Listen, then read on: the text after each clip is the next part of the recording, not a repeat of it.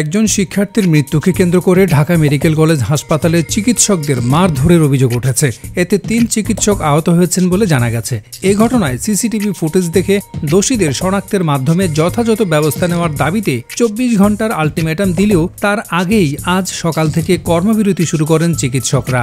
তবে খোঁজ নিয়ে জানা গেছে, ঢামেকের এই হামলাকে কেন্দ্র করে নীরবে অন্য খেলায় নেমেছেন সাচিবপন্থী চিকিৎসকরা। বিভিন্ন সোসাইটিকে কাজে লাগিয়ে হাসপাতালগুলোতে চিকিৎসা বন্ধ করে চিকিৎসকদের পথে নামানোই তাদের লক্ষ্য। গতকাল শনিবার বিকেলের দিকে হাসপাতালের অপারেশন থিয়েটারে ঢুকে চিকিৎসকদের মারধরের অভিযোগ ওঠে একদল শিক্ষার্থীদের বিরুদ্ধে। এতে আহত হন হাসপাতালটির নিউরোসার্জারি বিভাগের চিকিৎসক ইমরান, মাশরাফি ও জুবাইর। হামলার ঘটনায় রোববার সকাল থেকে জরুরি বিভাগ ও বহির্বিভাগের চিকিৎসা সেবা বন্ধ করে কর্মবিরতিতে যান চিকিৎসকরা। যদিও এর আগে সিসিটিভি ফুটেজ দেখে দোষীদের শনাক্ত করে গ্রেপ্তারে ২৪ ঘন্টার আলটিমেটাম দেওয়া হয়।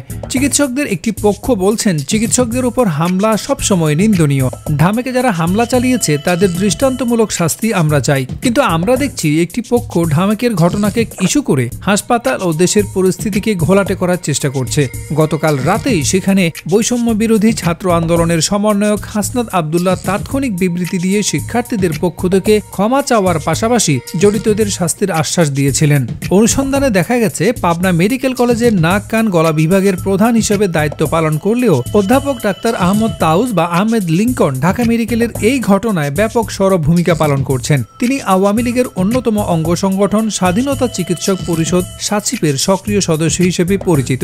জানা গেছে, সামাজিক যোগাযোগ মাধ্যমে আহমেদ লিঙ্কন নামধারী এই চিকিৎসকই সর্বপ্রথম ঢাকা মেডিকেলের চিকিৎসকদের কমপ্লিট শাটডাউনের আহ্বান জানান এবং চিকিৎসকদের উদ্দেশ্যে উস্কানিমূলক স্ট্যাটাস দিতে থাকেন, যার একাধিক স্ক্রিনশট এখন নেটে ভাইরাল হচ্ছে। এই চিকিৎসকই শুরুতে চিকিৎসকদের একটি প্রাইভেট গ্রুপে উস্কানি দেওয়া শুরু করেন।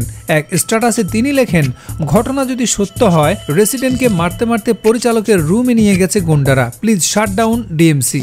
এর চেয়ে ভয়ঙ্কর আর পেশার প্রতি অপমান কিছু হতে পারে না। ডাক্তার আহমদ তাউসের এই স্ট্যাটাসের পরই একের পর এক প্রতিবাদ ও কর্মবিরতির ডাক আসতে শুরু করে। শুধু পাবনা মেডিকেল কলেজের আহমদ তাউসই নয়, ঢামেকে বসেই নীরবে চিকিৎসা বন্ধের ডাক দিচ্ছেন ডাক্তার SMA এনফান নামে আরেক চিকিৎসক। তার ব্যক্তিগত সামাজিক যোগাযোগ মাধ্যম ঘেটে দেখা যায় সেও একজন আওয়ামী লীগপন্থী চিকিৎসক। Sir Salimullah medical college Mitford হাসপাতালের আরেক চিকিৎসক ডাক্তার রাশিদুল হক রানা, তিনি হাসপাতালটির সাইকিয়াট্রি বিভাগের সহযোগী অধ্যাপক। জানা গেছে, ঢামেকের ঘটনায় তিনিও পেছন থেকে চিকিৎসকদের চিকিৎসা সেবা ছেড়ে আন্দোলনে নামাতে বেশ ভূমিকা রাখছেন। এদিকে এই ঘটনার রেশ ধরে সর্বশেষ পরিস্থিতি যেটা দাঁড়ালো সেটা হচ্ছে, দেশের সব সরকারি ও বেসরকারি হাসপাতালে শাটডাউন ঘোষণা করেছেন চিকিৎসকরা। অন্যদিকে রাজধানীর শেরেবাংলানগর এলাকায় সোহরাওয়ার্দী মেডিকেল কলেজ হাসপাতালে হামলার ঘটনা ঘটেছে। এ সময় হামলাকারীদের সেনাবাহিনীর হাতে তুলে দেওয়া হয়েছে। এক রোগীর মৃত্যুকে কেন্দ্র করে একাধিক চিকিৎসকের উপর হামলা করে দুষ্কৃতকারী। রবিবার দুপুর ১২টার দিকে এ ঘটনা ঘটে। সোহরাওয়ার্দী মেডিকেলের একাধিক চিকিৎসক ও ইন্টার্ন চিকিৎসক বিষয়টি নিশ্চিত করেছেন। প্রত্যক্ষদর্শী ইন্টার্ন চিকিৎসক রাজীব জানিয়েছেন, মাল্টি অর্গান ফেলিওর একজন রোগী আইসিইউতে ভর্তি ছিল। তার অ্যাজমা সমস্যা ছিল। সেখানে তাকে প্রয়োজনীয় চিকিৎসা দেওয়া হয়, যা ক্লিনিক্যালি আমাদের চিকিৎসকরা প্রুভ করছেন। মারা যাওয়ার পর কয়েকজন ব্যক্তি চিকিৎসকদের উপর হামলা করে। আমাদের মনে হয় উদ্দেশ্য প্রণোদিতভাবে কোনো একটি গোষ্ঠী এ ধরনের হামলা চালাচ্ছে।